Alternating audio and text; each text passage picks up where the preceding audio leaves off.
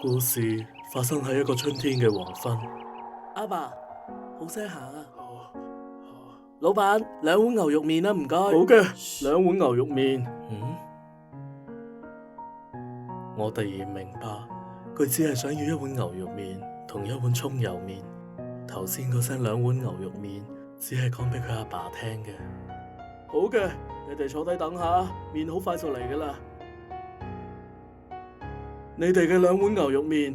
阿爸，麵嚟咗啦，小心啲啊！好，你食多啲啦，食飽乖乖讀書，爭取考上大學，以後做個對社會有用嘅人。呢間飯店好抵食喎，1碗麵有咁多牛肉嘅。